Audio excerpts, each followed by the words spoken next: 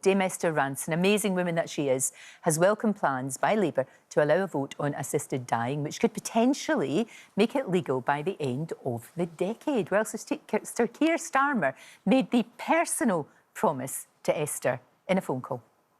I'm very interested in your campaign, and I think it's very important that we do make time for a vote on this. Well, that is so good to hear, Keir, because both you and I are running out of time. I mean, I'm running out of time in terms of my life. You're running out of time because we don't know when the election is going to happen. So I'm personally in favour of changing the law. I think we need time. We will make that commitment, Esther. I can give you that commitment right now. I can give you my commitment, Esther, absolutely, that if we are privileged enough to win the election, then we will make time for this vote. Well, I'm joined now by Dame Esther's daughter, Rebecca Wilcox. Dr. Hilary is here as well. Rebecca, thank you so much for joining us this morning. And what a remarkable woman your mother is. She's still campaigning. You know, what a pioneer anyway, but she continues to fight for things that she believes in. I know, I know. Thank you for having me. It's such an important topic to our family and so many thousands of people out there. I'm really grateful to be here. And Mum is extraordinary. I mean, I know I'm biased, but I can't imagine being 84 and doing this campaign, let alone having stage 4 lung cancer and everything that goes with that, the stress and the symptoms. I mean, Al Pacino at 83 couldn't read out 10 movies. So Mum's trying to change the law. And I'm very grateful to Sir Keir for making that commitment. I just need it to happen now. Exactly. As your mum said so poignantly, you know, she's running out of time. She is running out of time. And of course, you watched your dad, you know, her beloved husband, you watched your dad, Desmond, die. It was very painful for all of you. And I guess maybe she wants to spare you all of that because she's thinking about all of you, isn't she? She's thinking about the whole family. Absolutely. Absolutely. She knows so clearly that our wonderful father, who was insanely brilliant as a dad and broadcaster himself, and all our memories of him were completely replaced by those final hours.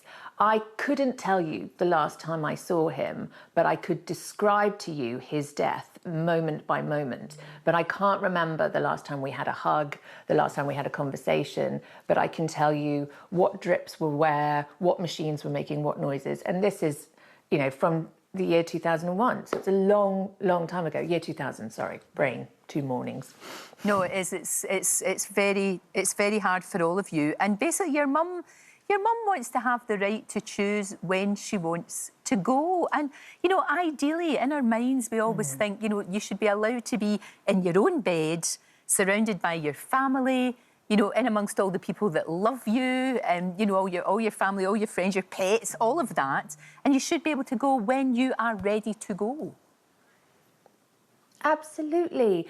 I mean, Mum and I are great fans of the wonderful Dame Joan Collins. And so both of us have pictured our own versions of good death, as the Social Care and Reform Report called it.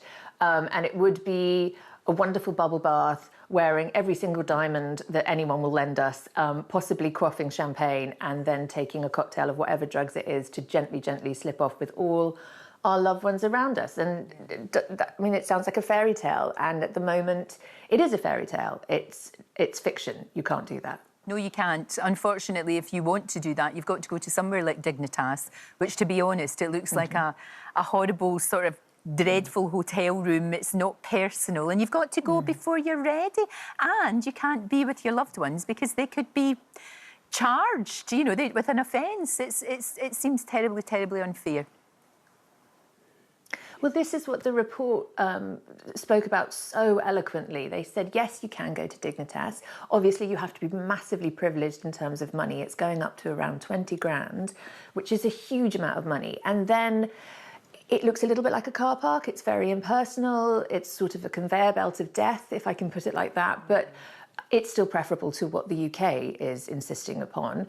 And then when you come back, whilst the likelihood is low, you still face the risk of prosecution for up to 2 years. And there was fantastically brave witness statement from a pair of sisters who'd taken their mother over there, and they came back and they were under investigation for 2 years by the police. It cost them thousands in legal fees.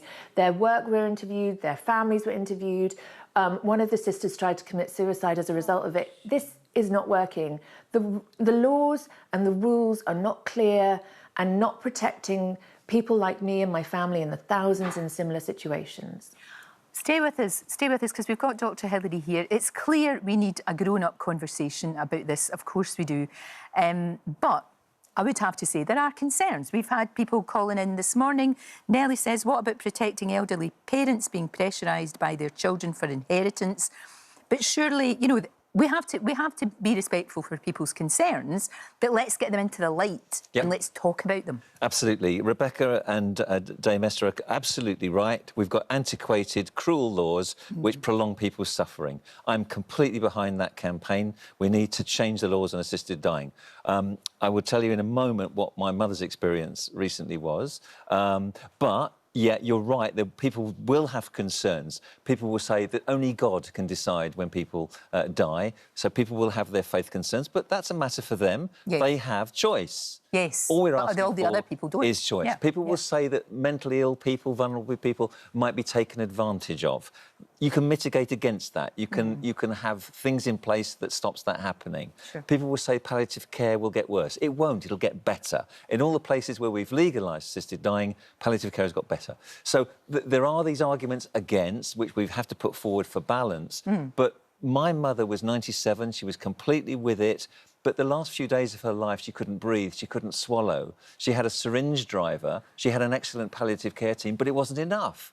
She was still suffering. And she said, Hillary, I know you'd like to help me to end my suffering, and I'd like you to, but I won't let you because you can't. No, you can't. You because can't, get into trouble. especially you. No, you can't. Exactly. So I had to watch the last few days of her life in suffering unnecessarily. So we need to have this conversation, and we need to change that, and we need to do it urgently, not before the end of the decade, especially with healthcare getting worse, with less people able to do palliative care well. We need it more urgently than ever. And I'm quite sure we can put in place fail-safes that make sure everyone's protected who wants to be. Exactly, exactly. Rebecca, thank you for joining us this morning. I really appreciate it. And will you send your amazing, incredible, pioneering mother all of our love. And from me. And from Hillary too, from everybody, from all of us watching. She's just astonishing. She really is. Thank you very much. Thank you.